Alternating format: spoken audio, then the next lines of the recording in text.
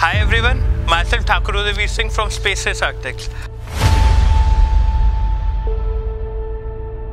आपके लिए बहुत हेल्पफुल होगी अगर आप घर बनाने वाले हैं, आप आर्किटेक्ट हैं, आप इंटीरियर डिज़ाइनर हैं या आप किसी भी फील्ड से हैं जिसको कंस्ट्रक्शन में कोई इंटरेस्ट है।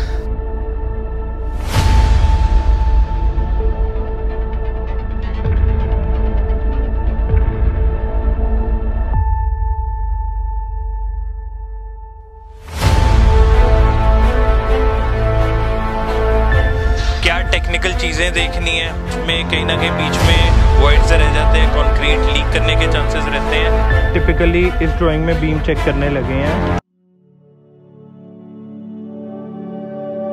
दो तरह के स्ट्रक्चर्स होते हैं जो बनाने चाहिए, एक होता है फ्रेम स्ट्रक्चर, एक होता है लोड बेयरिंग स्ट्रक्चर।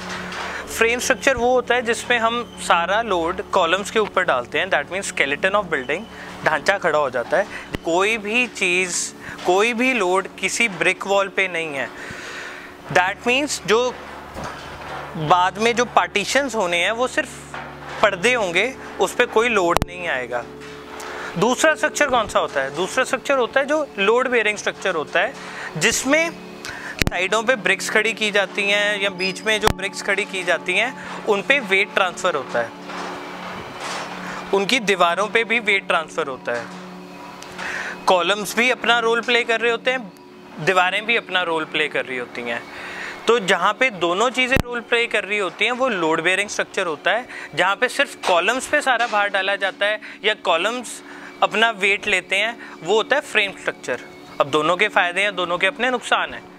हमेशा ये होता है कि फ्रेम स्ट्रक्चर कराओ, और क्यों कराओ उसके भी मैं आपके साथ रीजंस डिस्कस करता हूँ। जब हम फ्रेम स्ट्रक्चर बनाते हैं सारा वेट हमारा कॉलम्स के ऊपर खड़ा होता है। अब होता क्या है कि एक आदमी घर बनाता है, जब उसकी नेक्स्ट जनरेशन आती है, जब बच्चे बड़े होते हैं, फैशन बहुत चेंज हो जाता है, चीज़ें बहुत चेंज हो जाती हैं। तो अमूमन क्या होता है, रेनोवेशंस करनी है, कुछ नई चीज़ डालनी है, कोई रिक्वायरमेंट चेंज हो जाती हैं, कमरे और चाहिए, कमरा कम करना है, लॉबी बड़ी करनी है। तो जब फ्रेम स्ट्रक्चर होता है तो ऐसे सारे चेंजेस करने बहुत कन्वीनियंट रहते हैं, कोई प्रॉब्लम नहीं आती उसमें, क्योंकि सारा वेट कॉलम्स के ऊपर गिरा होता है। कोई भी दीवार कभी भी कहीं से भी शिफ्ट कर सकते हैं। ड्यूरिंग कंस्ट्रक्शन भी अगर आपका कोई माइंड चेंज हो जाता है, कोई डिसीजन चेंज हो जाता है, तो भी आपको बहुत बेनिफिशियल रहती है। लेट्स से रेजिडेंस को आपने किसी बैंक वाले को कन्वर्ट करके देना है, किराए पे देना है, तो जब फ्रेम स्ट्रक्चर होगा वो एज इट इज़ आप वो स्ट्रक्चर दीवारें निकाल दोगे, अंदर से कोई भी चेंज कर दो और वो किसी भी कमर्शियल एक्टिविटी के लिए भी यूज़ कर सकते हो। बट जैसे कि हर अच्छी चीज़ महंगी होती है, वैसे ही फ्रेम स्ट्रक्चर थोड़ा सा महंगा पड़ता है। मुझे ऐसा लगता है वो नाम मात्र है, हार्डली 10-15% टोटल स्ट्रक्चर की कॉस्टिंग या सरिये की कॉस्टिंग बढ़ती है, कोई ज़्यादा कॉस्टिंग नहीं बढ़ती है। But at the same time जो लोड बेयरिंग स्ट्रक्चर होता है वो इकनॉमिकल होता है, क्योंकि उसमें सरिया कम डलता है, क्योंकि कई वेट्स दीवारें ले जाती है। बट अगेन जब हम उसकी कोई चेंज करते हैं, कोई रेनोवेशन करते हैं, कोई कल को 25 साल बाद, 30 साल बाद, 50 साल बाद वो बिल्डिंग को कुछ और करने का मन करता है, तो फिर वो एक चैलेंज होता है कि वो दीवार मूव करनी है। अगर दीवार मूव करनी है तो उसके गार्डर डालने पड़ते हैं, स्टील चैनल्स डालने पड़ते हैं लोड ट्रांसफ़र करने के लिए, तो कई तरह के चैलेंजेस होते हैं। तो मेरा तो हमेशा रिकमेंडेशन फ्रेम स्ट्रक्चर के लिए रहता है। तो आपको मैंने फ्रेम स्ट्रक्चर दिखाया भी, और जब फ्रेम स्ट्रक्चर हो रहा होता है तो कई बड़े फ़नी क्वेश्चंस आते हैं साइड पे। वो क्या आते हैं? फ़नी क्वेश्चंस ऐसे आते हैं साइड पे, जो पासर्स बाय होते हैं वो आगे कॉन्ट्रैक्टर्स या लोगों के साथ या क्लाइंट के साथ क्वेश्चन करते हैं, पाजी की गल कोई कमर्शियल जगह बना रहे हो? क्या बात, ये हॉल बना रहे हो? कोई गोडाउन बना रहे हो?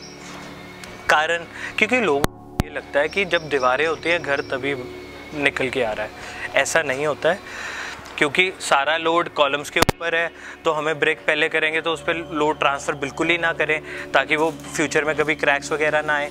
तो जब भी फ्रेम स्ट्रक्चर हो, बीच वाली जो ब्रिक्स की पार्टीशंस है वो पहले नहीं करनी चाहिए। जब स्लैब कास्ट हो जाए बाद में पर्दे करने चाहिए, और उसके ऊपर सारा लोड नहीं डालना चाहिए और उसके पर्दे कभी भी बाद में हो सकते हैं।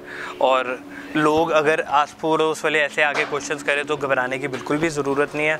उनको ये वाली मेरी वीडियो दिखा देना, वो टेक्निकली अवेयर हो जाएंगे कि ये ऐसा क्यों कर रहे हैं। आजकल इसके साथ साथ हम लिफ्ट ज़रूर देते हैं घरों में। अब लिफ्ट क्यों देते हैं ये भी मैं एक अलग वीडियो बनाऊंगा कि लिफ्ट क्यों ज़रूरी है आजकल घरों में।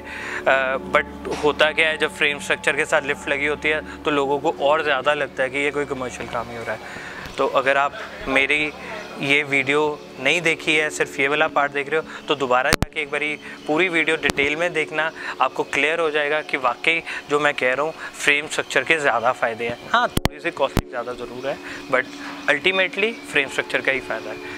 Thank you, have a good day.